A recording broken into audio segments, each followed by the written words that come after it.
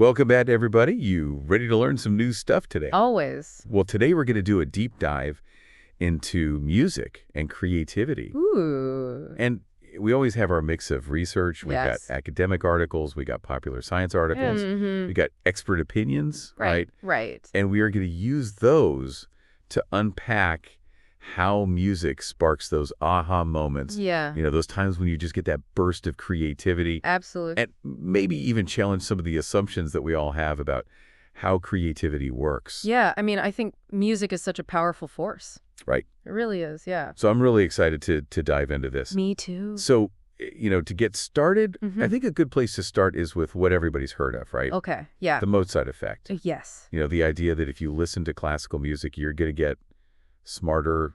It's so pervasive, right? Yeah. We've all heard that at some point. But what's really interesting is that the original study that they based the Mozart effect on Yeah. has been totally misinterpreted. Really? Yeah. Okay. So it turns out, there's no magical symphony that's going to make you a genius. Oh, shucks. I know, right? Too bad. If only it was that simple. That would be great. Right. Yeah. Just put on some Bach. Exactly. And ace that test. But what is really fascinating is that music does have a really big impact on our brains. Yeah. And how we think. Especially when it comes to creativity. Yeah, and that's what we're really focusing on today, right? Exactly. That link between music and creativity. Yeah. So I'm really curious about how music actually affects our creative thinking. Well, I think one of the key things is the emotional response that music evokes. Okay. It's such a powerful way to tap into different emotions, and both positive and negative music really can enhance creativity, but they do so in different ways. So it's like they have different pathways. Yeah, exactly. To affect how our brain's working. Yeah, it's like they're operating on these deal pathways in the brain. Okay.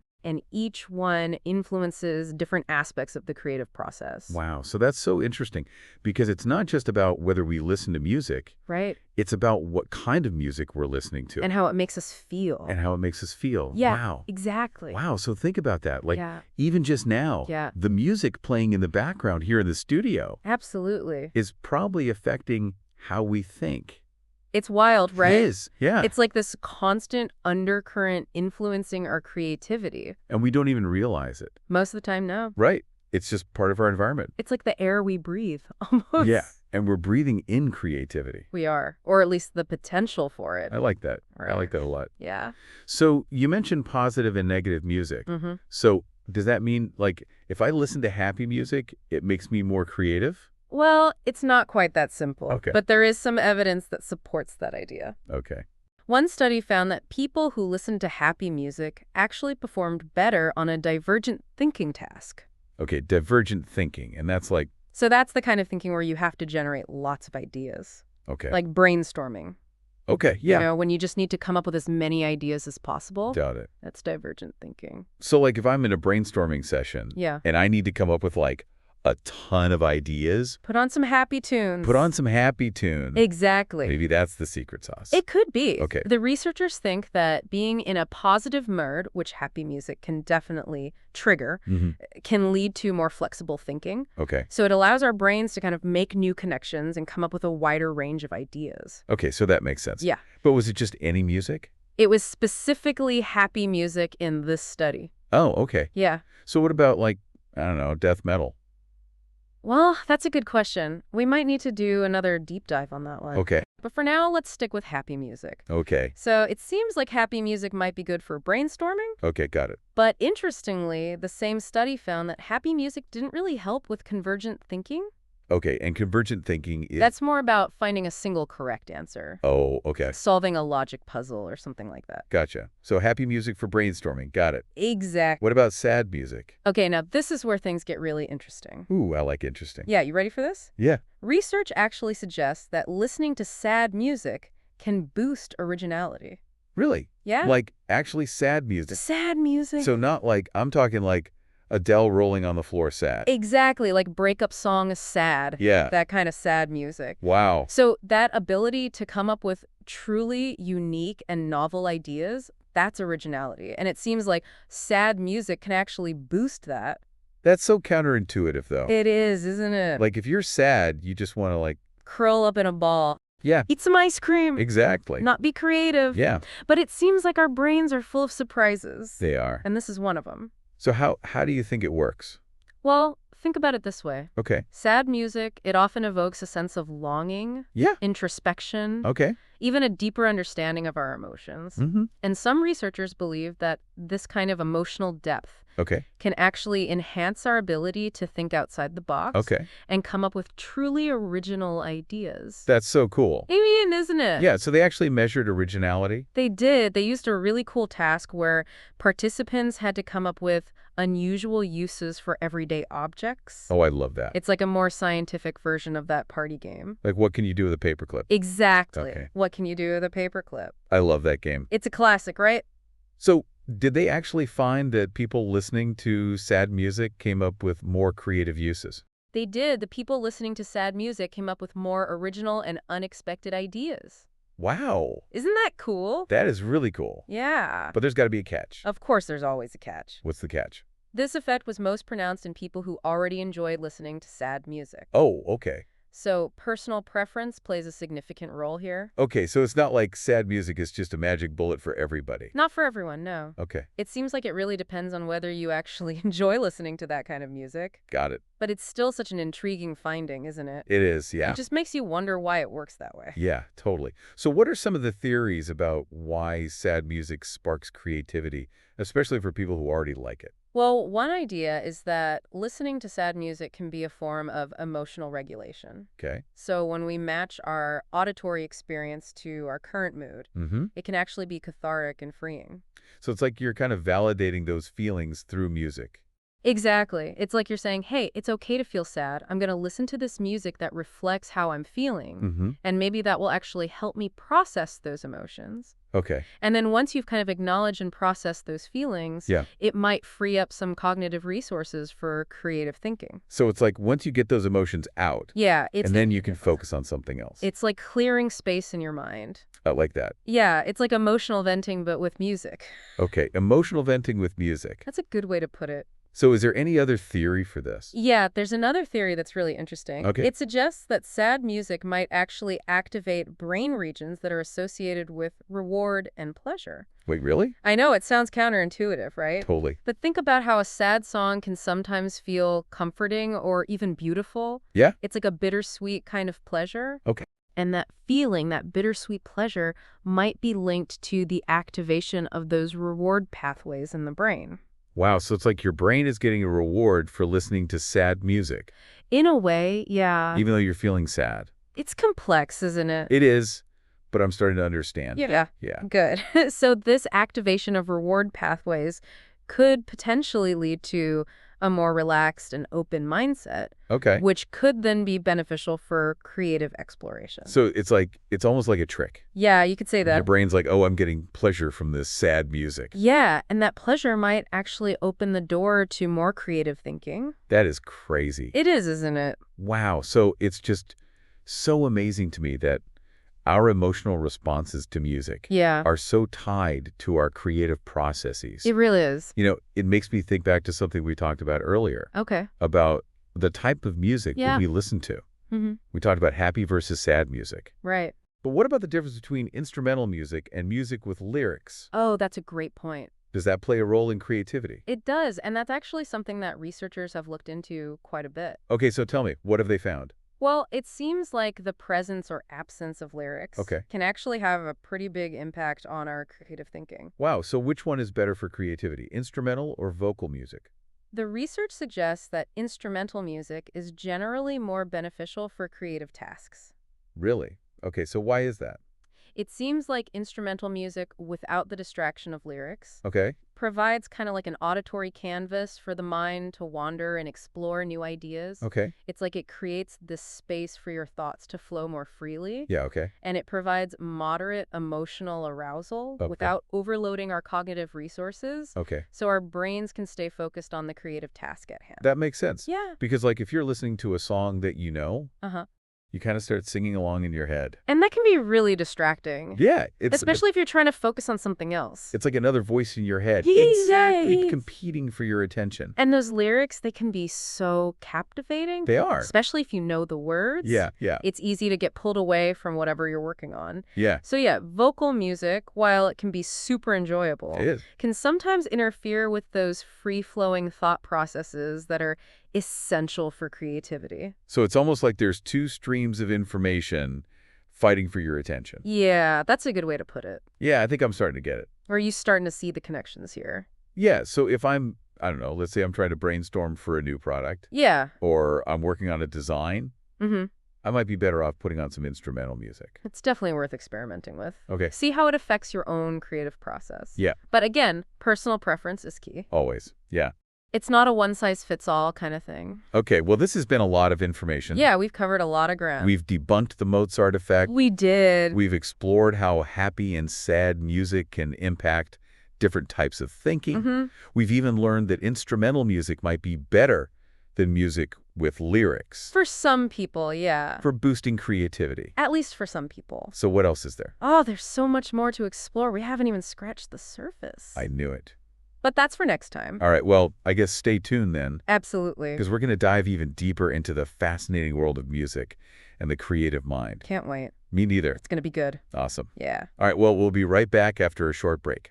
So, we've been talking a lot about listening to music, but what about actually playing music? Oh, That's a whole other dimension of this, right? that's true, yeah. Like creating music, not just listening. It's a whole different creative process. It is, yeah. Like when you think about it, playing an instrument, composing a melody, Yeah, even just like messing around with sounds. yeah, totally. That's all super creative. It is. And it turns out that musical training, especially when you start young, Okay. can have a really big impact on how our brains work. Really? Yeah, especially on our cognitive abilities, Okay. including, the ones that are linked to creativity. So, like, what kind of impact? Well, research suggests that playing a musical instrument can boost something called cognitive flexibility. Cognitive flexibility, what's that? So it's like, you know how sometimes you need to be able to switch gears mentally? Like, Yeah. be adaptable, think on your feet. Yeah. That's cognitive flexibility. And playing music can actually make you better at that. It's like you're giving your brain a workout. So those parents who, like, make their kids take piano lessons, Yeah, they're onto something. maybe, but I don't know if I'd go that far. Like, Right. not every kid who learns an instrument is going to be the next Mozart. Right. It's more about the potential benefits, Okay. building those neural pathways, making connections. Got it. Which, actually, that makes me think of something else that's really interesting. Okay. Have you ever noticed how some musicians just get into this, like, flow state Ooh, yeah. when they're playing? Yeah, like they're just in the zone. Totally. Time just melts away. Yeah. And they're just completely absorbed in the music. And it looks effortless. It does. And it's not just musicians, this Okay. flow state. Yeah. It's been linked to increased creativity in like all kinds of fields. Really? Yeah. Wow. So, I mean, it's not just about learning to play an instrument. It's also about tapping into that flow state where the creative juices just start flowing, Yeah, that makes a lot of sense. And, it makes me think about how we could use music in all sorts of settings to help people be more creative. Oh, okay. Like, imagine a brainstorming session Yeah. with a playlist specifically designed to put people in that divergent thinking mode. Oh, that. Or, using music to help people relax, Yeah. focus, tap into their creative potential, Like- like in workplaces and schools. Yeah, even therapy. Yeah, totally. Like, there's so many possibilities. There are, right? It's pretty exciting. It is, yeah. But it's also important to remember, right?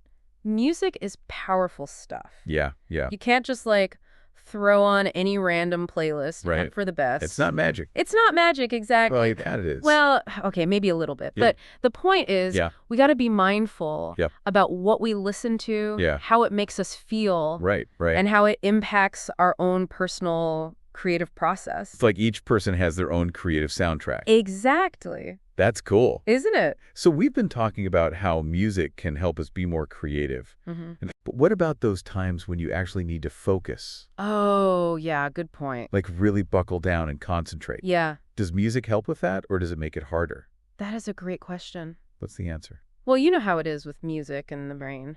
Yeah, it depends. It depends. Okay, so what does it depend on? Well, one thing to think about is the type of music you're listening to. Okay, Research suggests that instrumental music, okay, particularly classical music, okay. or ambient sounds, Yeah, yeah. those can be helpful for focusing. Okay, but why? It has to do with how our brains process information. Okay, So vocal music with the lyrics yeah, and the catchy melodies, Okay. it tends to grab our attention, okay. which, can be distracting Right. when you're trying to focus. Especially it's like a song, right? Yeah, then you start singing along. You're done. You're done. Focus is gone. Focus is gone. Like having another voice in your head. Yeah. Competing for your attention. Yeah. And usually the music wins. Usually, yeah. But instrumental music, it's different. It's more like a neutral background sound. Yeah. It can actually help block out other distractions. Oh, okay. Create a sense of calm. So it's like a sonic shield. Yeah, I like that. A sonic shield. Okay, so if I'm like working on something that requires like deep focus, Yeah. like, I don't know, I'm writing a report Mm-hmm. or I'm studying for an exam, Yeah. maybe I should put on some instrumental music. It's definitely worth trying. Okay, But again, personal preference is super important here. of course, yeah. Some people, even instrumental music is too distracting. Right. Other people, they can focus fine with like, I don't know, death metal blasting in their ears. Yeah, I don't get those people. I don't either. But hey, if it works for them, Yeah. more power to them. Exactly. The key is figuring out what works best for you. So pay attention to what your brain likes, Exact. what helps it focus. And you know what else is really interesting? Well, the familiarity of the music matters too. How so? So listening to music that you already know really well Yeah. can actually be more distracting Then unfamiliar music. than unfamiliar music. Yeah. Uh, Kind of surprising, right? yeah, I would think it'd be the other way around. You would think, right? Yeah. But think about it this way. Okay. When you hear a familiar song, Mm-hmm. it triggers memories, associations. Yeah. Suddenly you're thinking about, I don't know, your high school prom, Yeah. that summer road trip. Mm-hmm. Yeah. And all that mental wandering, Yeah. it pulls your attention away from whatever you're supposed to be focusing on. So the music's hijacking your brain. It is, but with unfamiliar music, Yeah. you don't have those same associations. So it's more likely to just fade into the background, Interesting. become like this neutral sonic backdrop. So maybe if I'm really struggling to focus, Mm-hmm. I should put on like a playlist of Tufan throat singing. Hey, whatever works. Yeah. I mean, maybe not tooth on throat singing. But the point is, experiment. Experiment. Try new things, see what helps you focus best. Got it. So we've talked about how music can boost creativity. We have. We've talked about how it can affect focus. Mm-hmm. So like, what's the big takeaway here? Yeah, what does it all mean for our listeners out there? Right. For everybody who wants to use music Yeah. to help them in their lives. Yeah. What are the key takeaways here? Right. Like, how do we use all this cool info that we've been talking about? Mm-hmm. Exactly. It's one thing to understand all this science, but how do we actually use it to, boost our own creativity? Yeah. And improve our focus, right? Exactly. So what can our listeners actually do? Yeah. What are the practical things that we can, walk away from this deep dive with? Well, I think the first step is just awareness. Okay. Just start paying attention to how different types of music affect you. Okay. Like how? Well, just notice how music affects your mood, your energy levels, even how you think. Okay. Yeah. Think of it as an experiment. Oh, I like that. Yeah. So like I'm experimenting on myself. Exactly. You're like a scientist of your own mind. Cool. What else? You can even keep a music journal. A music journal. Yeah, just jot down what you're listening to, what kind of task you're working on, and how the music makes you feel. Okay. Are you more focused, more relaxed, more creative? Oh, that's a really good idea. I like that a lot. Yeah, just notice those patterns, see what works for you. Right. And that's actually something we've talked about a lot today. What's that? That there's no like one size fits all, right? Exactly. What works for one person might not work for another. Yeah. It's all about finding what resonates with you, what helps you tap into your own unique creative flow. So experiment. Yes. Experiment. Try different genres, different tempos, play around with it. Okay, so we've talked about using music to enhance our creativity. Yeah. And we've talked about how music can help us focus. Mm-hmm. But can music help us? Like learn about ourselves? Ooh, that's a really interesting question. Right. And I think it absolutely can. Like, by paying attention to the music that really moves us, the music that inspires us, the music that evokes powerful emotion, I think we can learn a lot about ourselves through that. That's a really cool idea. It's like music can be a mirror. Yes, exactly. It's like it reflects back to us our own emotion, our values, even hidden parts of our personality that we didn't even know were there. So if I'm like a huge fan of, I don't know, like 80s power ballads, Mm-hmm. what does that say about me? Well, maybe it means you're a hopeless romantic at heart. Maybe. Maybe you crave a little drama in your life. Okay, yeah, that's probably true. Or maybe you just love big hair and synthesizers. Who knows? That too. But the point is, pay attention to those connections. Good. Explore them. See what they reveal about you. So music could be a tool for self-discovery. Absolutely. It's a powerful tool, yeah. This has been so cool. I feel like we've learned so much Me too. We've really unpacked a lot today. Yeah, we've debunked myths, we've explored how music affects our brain, we've even talked about the benefits of playing music. It's amazing how much research there is on this topic. It is, and it's all so fascinating. So, to wrap things up, I guess, what's the final thought that we want to leave our listeners with? Keep exploring, keep listening, keep playing. Yeah, I love that. Pay attention to how music makes you feel and use it intentionally. Use it to enhance your creativity. Use it to improve your focus. Use it to learn more about yourself. Who knows what you might discover? Music is such a powerful force. It really is. Well, that's all the time we have for today. Aw, already. I know, it goes by so fast. It does. But hey, we'll be back next time with another deep dive into something new and exciting. Until then, keep those creative juices flowing. Happy listening, everybody.